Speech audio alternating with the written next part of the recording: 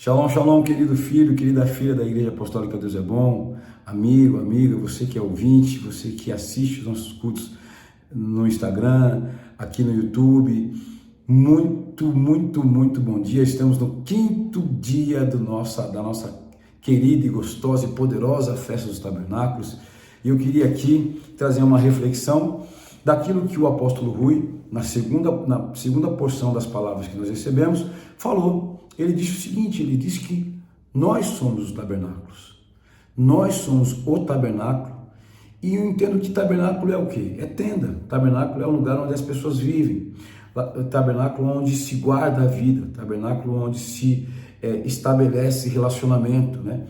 Nas tendas, na época dos israelitas que viajavam do Egito para Canaã, ali estavam com as famílias, ali havia comida, o convívio familiar, ou seja, a vida cotidiana dos peregrinos ali no deserto acontecia dentro dos tabernáculos, porque fora isso era caminhada no deserto. Então, o centro da vida ali no deserto era dentro das tendas.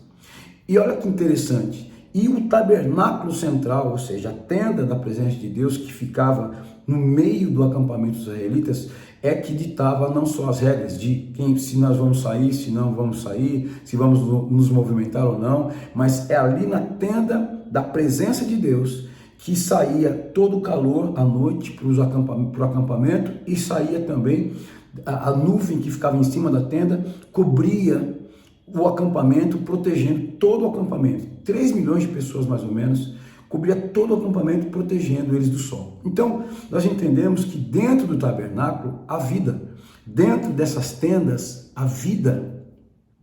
E eu quero que vocês entendam uma coisa, Jesus, quando veio para cá, em forma de homem, o verbo, a palavra se transformou em carne, ele veio para nos dar vida e vida em abundância. Aonde essa vida? Fora? Não, dentro.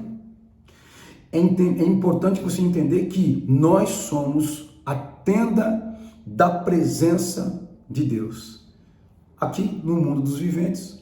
Nós precisamos ter noção disso. Aí você fala, poxa, mas então todos os seres humanos são tendas da presença de Deus? Sim, se o ser humano está vivo, está respirando, ele tem o fôlego de vida, o sopro de vida vinda do Espírito de Deus. A questão é, será que nós temos noção de quem nós somos de dentro para fora? Será que nós temos noção de quem é que envia vida para a gente? Porque aí você pode escolher. Tem muita gente que escolheu, apesar de ter o sopro do Espírito, eles resolveram servir outro Deus. Resolveram não dar crédito a Deus pela vida deles. Eles escolheram. E é uma escolha. Porque quando o Senhor sopra o Espírito dele dentro de nós, também nos dá uma ferramenta. Eu posso estar chamando de ferramenta, chamado livre-arbítrio, e a gente faz o que quiser com esse corpo, com aquilo que a gente entende sobre a nossa vida, a gente faz o que a gente quiser. Agora, o que eu entendo que o Senhor espera de nós? Que Ele espera que a gente trate toda a nossa história, nossa vida, como algo que veio dEle. Se a gente trata como algo que vem dEle, então a nossa vida é dEle. Nós pertencemos a Ele. Apesar de podermos escolher não estar do lado dEle, não crer nele, não viver as coisas dEle, Ele espera que a gente sim, fale sim para a proposta dEle. E aí sim nós vamos nos tornar genuinamente tabernáculos de Deus. A tenda da presença de Deus. Nós somos esses tabernáculos. E olha que interessante, isso pode acontecer de acordo com a nossa escolha. Olha como a nossa escolha é importante. O apóstolo Paulo fala na primeira carta aos Coríntios, exatamente no capítulo 6, o seguinte, verso 12. Tudo me é permitido, mas nem tudo convém. Né? Tudo me é permitido, mas eu não deixarei que nada me domine. Ele está usando a ferramenta do livre-arbítrio para entender o seguinte, para fazer o seguinte, viver o que Deus tem para ele, não aquilo que ele quer viver, simplesmente. Porque entenda uma coisa, gente, a nossa escolha, ela está muito associada à nossa alma. E a nossa alma está mais voltada para as coisas da nossa carne do que para as coisas do Espírito. E ele fala aqui, eu não vou deixar que nada me domine, porque ele sabe o que é a carne dele, ele sabe o que é a alma dele. E ele continua falando o seguinte, verso 13, os alimentos foram feitos para o estômago e o estômago para os alimentos, mas Deus destruirá ambos. Olha que loucura. O corpo, porém, não é para a imoralidade, mas para o Senhor, e o Senhor para o corpo. Por seu poder, Deus ressuscitou o Senhor e também nos ressuscitará. Aleluia. Vocês não sabem que os seus corpos são membros de Cristo? Tomarei eu os membros de Cristo e os unirei a uma prostituta? De maneira nenhuma. Vocês não sabem que aquele que se une a uma prostituta é um corpo com ela?